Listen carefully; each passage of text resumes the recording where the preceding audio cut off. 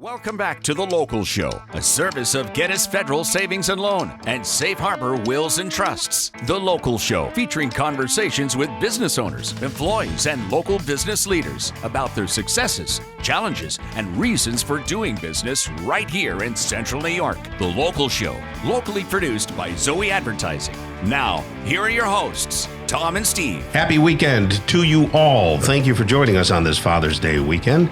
I think I'd like a big steak. You know, I try to not to do a lot of red meat, but that's kind of my go-to when What kind of steak, Father's Tom? Day. Oh, it doesn't even matter. Well, it does, but it doesn't. Chop steak? Well, if it comes from Sparrows, I don't care, right? You know, I go over to Sparrows. Gosh. Nicholas wants me to get one of those tomahawk steaks. You know, But I have to take out a home equity I loan. was going to say, I think you have to make payments.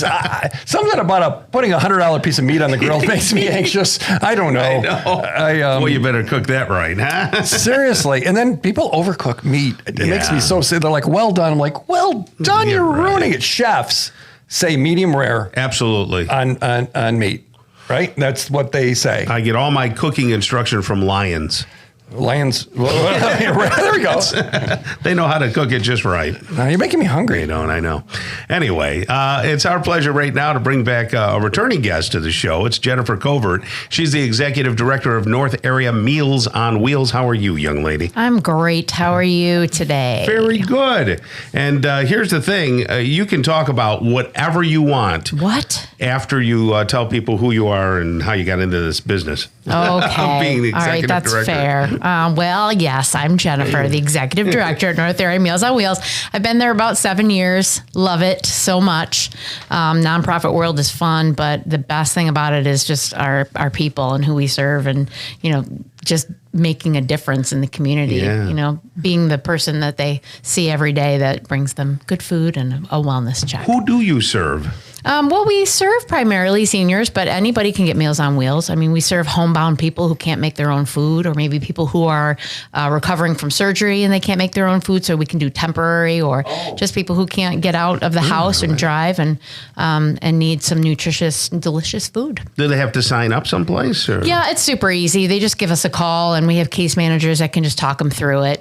And we can start them within a couple days. It's really That's easy enough. Yeah. Where do you get your funding from? Well, we have a lot of private funders, a lot of private donors. We get a little bit of funding from the county. Some of our clients are county funded people. And we do some fundraisers throughout the year. We have to raise probably over $100,000 a year just to stay afloat. So Am I wrong, or can I leave that big bag of cans in my garage? You are not wrong. You should leave it all the time. Every time you have bottles and cans, you should be bringing them to us. Yes, the problem sir. is, so you're on Church Street, right there underneath 81, right where there's no cell service, and my phone dies every day on the way home. It's like the You dead can't blame spot. me for that. That is the area. I was blaming you. No, it's not me. Can people seriously just drop off their cans randomly, or does it need an appointment to do that? No, we have there's a receptacle out back, and there's a sign, and any day of the week at any time you can leave it. We have volunteers that come and they sort, and we actually raise about $25,000 a year in bottles and can returns. Wow. So it's awesome, and it's such an easy way to give back. You just drop them off. Oh, you're talking about empty bottles and cans. Yes. Yeah. Well, I mean, For a while there, I was thinking, you want food, you could do that too. Okay. No, the empties, your empties. Gotcha. Yeah, it's a great way to give back for sure. So you're running out of room? What's going on over there? Well, we are. I mean, ever since COVID, we have definitely had more clients, but we thought that was just a COVID thing and that would go down, but it's not. The trend is that more people need our services, or at least we're finding more people that need our services. Plus, there's areas around that are unserved. There's people out there that don't have access to home delivered meals, and we have the ability to do that. And to serve them, but we do need some more room to do that. So we've got to expand our building. So tell me about the expansion. What are you dreaming of? We're so excited. We need to build out back to store our non-perishables and our dry goods so that we can expand in our actual building, so that we have more office space, so that we have private meeting space for clients that come in and need to talk to case managers. Those kind of situations that we don't have right now will make it a lot easier for us to serve more people. How are you going to fund that? You're going to give it to me. There we go. You told me, remember? The 15,000 listeners are very generous. And Yes. seriously, Yeah. people like to give to things that matter. Yes. They do. And you guys have a great reputation for that. Yeah, I think people really buy into the fact that we're serving your neighbors and your friends right in this local area. So we're going to fund it by grants, by donations from our very generous community neighbors. And, we've got a campaign going. We've already started, so anybody can donate towards it. And we're hoping that we can make enough money to do our dream. What's the goal of when the expansion would be finished, completed? I think we're going to do this campaign throughout this year and maybe start building this same time this next year. Next year, yeah. okay. I mean, things are taking a little longer these days. They do. But we're hoping to start building next year for sure. Fantastic. Yep. How can people get involved with Meals on Wheels to participate or work with you, maybe volunteer their time? Oh, absolutely. We're always looking for volunteers. We could definitely use some volunteers for this campaign too. Anybody who wants to, pass out flyers or help in any capacity whatsoever, they can give us a call. A lot of our existing volunteers are already getting involved in this campaign, but we are always looking for volunteers, drivers, kitchen help. They can just give us a call, come on in, try it out. It's very little commitment and a lot of fun. Who typically drives for you and serves the food? We have a lot of retired folks that come in.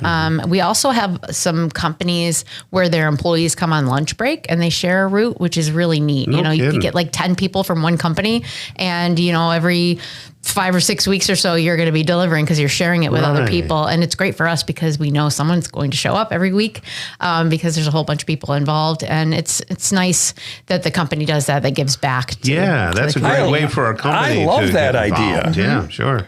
I imagine Tom for a second delivering food. I I think you'd be great at it. It's food. He might eat it. I gotta try. I might not make it. I got. We might have to send an extra one along on your route. I might eat it too. It's really good food. So how do you deal with dietary stuff? If someone's like, well, I'm gluten free and I can't have red dye number 2 and I don't do carbs and, There's a lot of and that. I can't eat pork.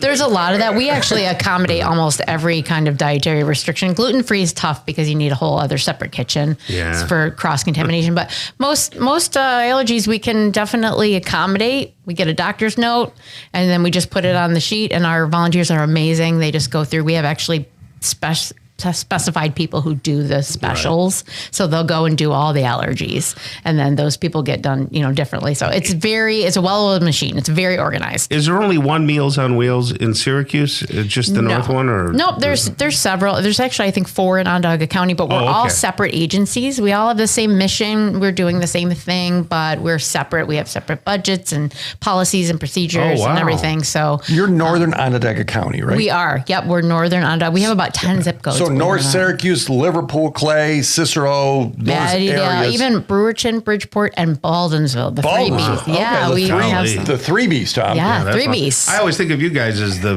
big one, the only one, but we're not the biggest. I mean, there's a Syracuse Meals on Wheels. They're about twice the size of us. Wow. And we're all doing the same thing, but we just do it our own way. I love last time you mentioned how people have conversations with people. Maybe that's the only individual to have a conversation with that day. And that touches my heart. And I think that's fabulous that it's not just food, but it's heart.